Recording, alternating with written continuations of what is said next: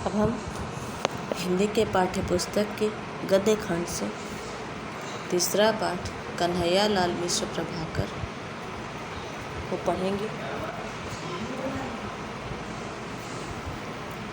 कन्हैया लाल मिश्र प्रभाकर स्वतंत्रता आंदोलनों और साहित्य में समर्पित अनेक साधकों में श्री कन्हैया लाल मिश्र प्रभाकर का विशिष्ट स्थान है। पत्रकारिता के क्षेत्र में इन्हें विशिष्ट ख्याति प्राप्त हुई।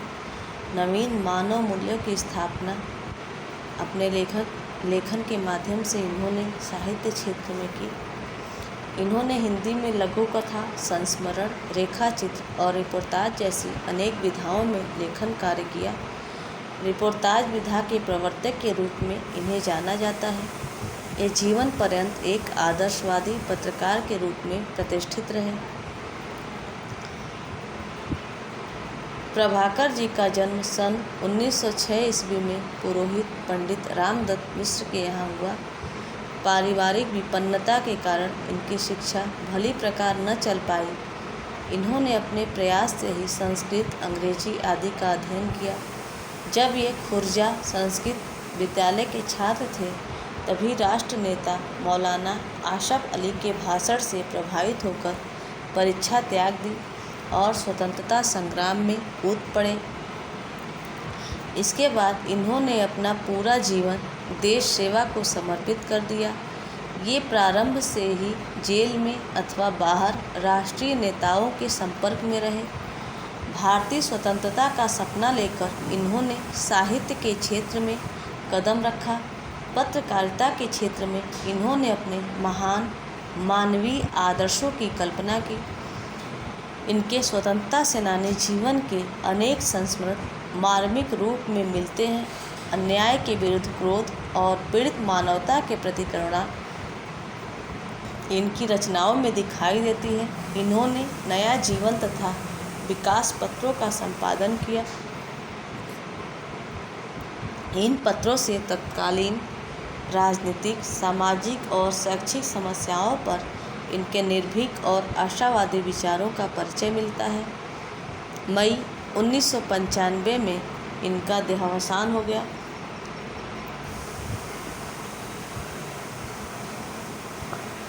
प्रभाकर जी के विचार उदार, राष्ट्रवादी और मानवतावादी हैं। अतः देश प्रेम और मानवता के अनेक रूप इनकी रचनाओं में देखने को मिलते हैं। अन्याय के विरुद्ध आक्रोश और पीड़ितों एवं शोषितों के प्रति संवेदना इनकी रचनाओं में सर्वत्र दिखाई पड़ती है। पत्रकारिता के क्षेत्र में इन्होंने निहित स्वार्थों को छोड़कर समाज में उच्च आदर्शों को स्थापित किया है। इन्होंने हिंदी को नवीन शैली शिल्प से सुशोभित किया है। इन्होंने संस्मरण, रेखाचित्र, यात्रा वृत्तांत, रिपोर्टाज आदि लिखकर साहित्य संवर्धन किया है। इनकी प्रमुख रचनाएं इस प्रकार हैं: संस्मरण, दीप जले शंख बजे, रेखाचित्र, माटी हो गई सोना, भूले बिसरे चित्र, जिंदगी मुस्काई, नई पीढ़ी के विचार, ललित निबंध, छड़ बोले कड़ मुस्काए, बाजे पायलिया के घुंघरू, महके आंगन चहके द्वार, लघु कथा, धरती के फूल, आकाश के तारे, संपादन, नया जीवन विकास, यात्रावृत्त, हमारी जापान यात्रा। इनकी भाषा अद्भुत प्रवाह और स्वाभाविकता लिए हुए है। इनके वाक्य विन्यास में भी विविधता है। पात्र और परिस्थिति के अनुसार इनका विन्यास बदल जाता है। इन्होंने भाषा के सहज एवं स्वाभाविक दोनों रूपों को ग्रहण किया। इस कारण इनकी भाषा में कहीं कहीं अंग्रेजी तथा उर्दू के बोलचाल के शब्द प्रयुक्त हुए हैं। शब्दों की चमत्कारपूर्ण प्रस्तुति, भावानुकूल वाक्य विन्यास और सुंदर उक्तियाँ इनकी भाषा को अत्यंत आकर्षक बनाती है। इन्होंने शब्दों की लाक्षणिक शक्ति का प्रचुरता से प्रयोग किया है। साधारण शब्दों को भी इन्होंने नया अर्थ, नई भंगिमा देकर भाषा पर अपना अधिकार जताया है। इनकी भाषा में मुहावरों तथा लोकोक्तियों का बड़ा ही सहज प्रयोग हुआ है। अलंकारों का प्रयोग भी भाषा को सुंदर बनाता है। इनके छोटे छोटे एवं सुसंगठित वाक्यों में सूक्ति की सी संक्षिप्तता और अर्थ गांभीर्य है। इनकी भाषा में व्यंग्यात्मकता, सरलता, मार्मिकता, व्यंग, चुटीलापन और भाव अभिव्यक्ति की अद्भुत क्षमता है। प्रभाकर जी की शैली विविध प्रकार की है। इनकी गद्य शैली में भावों और विचारों के प्रवाह के साथ साथ विषय का सुंदर विवेचन मिलता है। इनके निबंधों में निम्न प्रकार की शैली मिलती है। भावात्मक शैली, यह इनकी प्रमुख शैली है। इनकी अधिकांश रचनाएं इसी शैली में लिखी गई है। इस शैली में भाषा सुललित है और वाक्य अधिक लंबे नहीं हैं। इस शैली में सरसता के सभी उपकरण काम में लाए गए हैं। यहाँ काव्यात्मकता एवं भावुकता की प्रधानता परिलक्षित होती है। वर्णनात्मक शैली, इस शैली में इनके वर्णन सजीव और आकर्षक बन पड़े हैं। वर्णनात्मक प्रसंग में भाषा सरल या मिश्रित होती है, किंतु उनका विदग्ध वाक्य विन्यास उसमें अद्भुत आकर्षण डाल देता है। विचारात्मक शैली, इनके निबंधों में कोरी भावुकता नहीं है, विचारात्मकता भी है। गंभीर से गंभीर विषय को अपने अनुभव के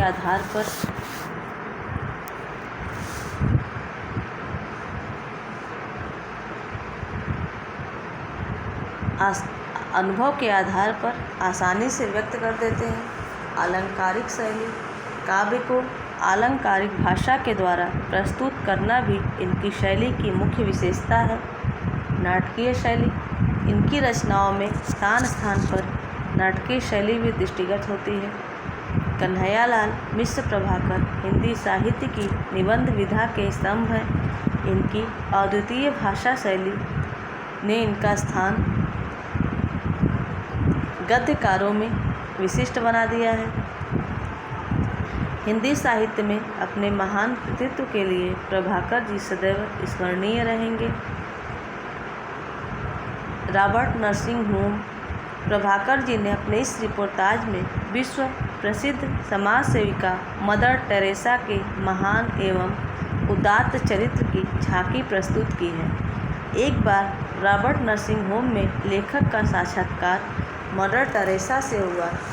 इस मुलाकात से प्रभाकर जी ने जान लिया कि मदर का हृदय राष्ट्र की संकुचित भावना से ऊपर उठकर एक महान मानवीय और सार्वकालिक धरातल पर स्थित है। उनके साथ लेखक ने जर्मनी की रहने वाले सिस्टर क्रिस्टहेल्ड को भी देखा। मदर स्वयं फ्रांस की रहने वाली थी। जर्मनी के तानाशाह हिटलर ने फ्रांस को पददलित किया था, इसलिए दोनों स्त्रियों को साथ साथ देखकर लेखक को आश्चर्य हुआ। उसकी जिज्ञासा को मदर टेरेसा ने यह कहकर शांत किया कि मनुष्य ने व्यर्थ ही स्वयं को चारों ओर से जात, क्षेत्र, धर्म आदि के दायरों में कैद कर रखा है।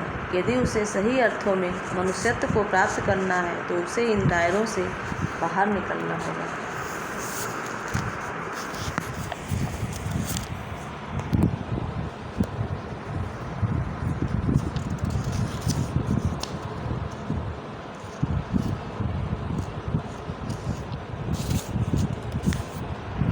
रॉबर्ट नर्सिंग होम, कल तक जिनका अतिथि था आज उनका परिचारक हो गया, क्योंकि मेरी अतिथियाँ अचानक रोग की लपेट में आ गई और उन्हें इंदौर के रॉबर्ट नर्सिंग होम में लाना पड़ा। यह सितंबर 1951 की बात है। रोग का आघात पूरे वेब में परिणाम कपकपाता और वातावरण चिंता से घिरा कि हम सब सुस्त। तभी मैंने चौंक कर देखा कि अपने विशिष्ट धवल वेश में आच्छादित एक नारी कमरे में आ गई। देह उनकी कोई 45 वसंत देखी। वर्ण हिमश्वेत, पर अरुणोदय की रेखाओं से अनुरंजित, कद लंबा और सूता तथा लंबा मुंह अच्छा नहीं लगता। बीमार के पास लंबा मुंह नहीं। आते ही उन्होंने साफ सुथरी उच्चारण साफ और स्वर आदेश का है, पर आदेश न अधिकायक का न अधिकारी का, पूर्णतया माँ का, जिसका आरंभ होता है शिकंजे से और अंत गोद में। हाँ, वह माँ ही थी, होम की अध्यक्षा मदर टेरेसा। मातृभूमि जिनकी फ्रांस और कर्मभूमि भारत। उभरती तरुणाई से उम्र के इस ढलाव तक रोगियों की सेवा में लवलीन, यही काम, यही धाम, यही राग, यही चाव और बस यही। उन्होंने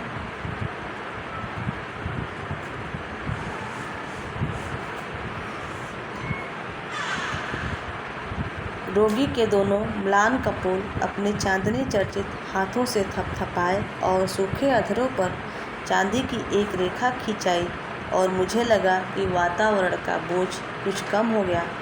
तभी एक खटाक और हमारा डॉक्टर कमरे के भीतर। मदर ने उसे देखते ही कहा, डॉक्टर, तुम्हारा बीमार हंस रहा है। हाँ मदर, तुम हंसी बिखेरती जो हो। डॉक्टर ने अपने जाने कितने अनुभव को एक ही वाक्य में गूंथ दिया।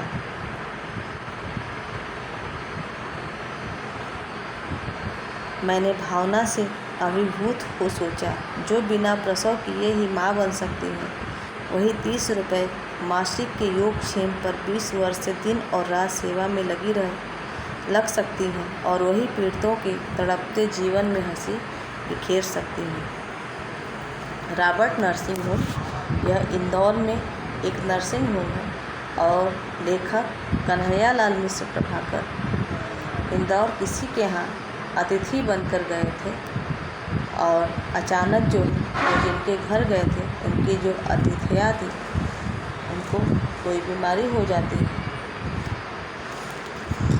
और लेखक जो है अतिथि से परिचारक हो जाते हैं। परिचारक का अर्थ होता है रोगी की देखभाल करना, और उन्हें इंदौर के रॉबर्ट नर्सिंग होम में अपनी अतिथिया के साथ भर्ती होना पड़ता है। और यह सितंबर 1951 की बात है। रोग का आघात पूरे वेग पर था। बहुत ज़्यादा बीमार थी उनकी अतिथिया, और उसका परिणाम था कपकपाता और वातावरण चिंता से घिरा घिरा। जब कोई भी बीमार हो जाता है तो घर में जो भी लोग रहते हैं सभी लोग चिंतित हो जाते हैं और सुस्त हो जाते हैं, और यही हाल लेखक का भी था। तभी लेखक ने चौंक कर देखा कि अपने सफ़ेद विशिष्ट वेशभूषा में से आच्छादित एक नारी कमरे में आ गई। कोई 45 वर्ष की वह वृद्धा 45 वर्ष की थी। उनका रंग जो था एकदम बर्फ़ की तरह सफ़ेद, और सूरज की सुबह की जो अरुण की रेखाओं से अनुरंजित थी। कद लंबा और सूता एक अच्छी देह और लंबे कद की थी। लंबा मुंह अच्छा नहीं लगता, बीमार के पास लंबा मुंह नहीं। आते ही उन्होंने कहा, लंबा मुंह अच्छा नहीं लगता, बीमार के पास लंबा मुंह नहीं। मतलब अगर कोई भी बीमार है तो उसके तरफ चिंता करके नहीं रहना चाहिए, क्योंकि ऐसे बीमार को लगता है कि उससे बहुत ज़्यादा कोई बीमारी हुई है, जिससे कि वह ठीक होने के बजाय और भी बीमार पड़ने लगता है। इसीलिए मदर ने पूछते ही कहा था कि लंबा मुंह अच्छा नहीं लगता, बीमार के पास लंबा मुंह नहीं। और यह एक साफ सुथरा उच्चारण था और यह आदेश था, लेकिन लेखक कहते हैं यह आदेश किसी अधिनायक का नहीं था, न ही किसी अधिकारी का था, बल्कि यह एक माँ का आदेश था, जिसका आरंभ तो शिकंजे से होता है और उसका अंत जो है उसकी गोद में होता है। हाँ, वह माँ ही थी, होम की अध्यक्षा मदर टेरेसा। लेखक कहते हैं हाँ, वह माँ ही थी, होम की अध्यक्ष मदर टेरेसा, और जिनकी मातृभूमि फ्रांस थी और कर्मभूमि भारत थी। जिन्होंने जन्म तो फ्रांस में लिया था, लेकिन उनका कर्मभूमि भारत था, और वो बहुत पहले से ही अपनी युवावस्था में ही और उम्र के इस पड़ाव तक रोगियों की सेवा में तल्लीन थी। उनका बस यही एक काम था, यही धाम था और यही राग था, यही चाव, बस यही। और उन्होंने रोगी के दोनों म्लान का मुरझाई हुई गालों को अपने चांदनी गोरे गोरे हाथों से थपथपाया तो रोगी के सूखे अधरों पर एक मुस्कान की रेखा खिंचाई और लेखक को लगा कि वातावरण का बोझ कुछ कम हो गया है। तभी खटाक और एक डॉक्टर कमरे के भीतर। तभी दरवाज़ा खुला और डॉक्टर कमरे में आया और मदर ने उसे देखते ही कहा कि अरे डॉक्टर, तुम्हारा बीमार तो हंस रहा है। और हाँ मदर, तुम हंसी भी खेती हो, डॉक्टर ने इतना कहा और न जाने उसने अपने कितने अनुभव इस एक ही वाक्य में गुंथ दिया। मदर जो है जहाँ भी रहती हैं वहाँ का माहौल हल्का फुल्का शांत रहता है। मतलब उनका रोगियों के साथ जो व्यवहार था एक माँ की तरह था।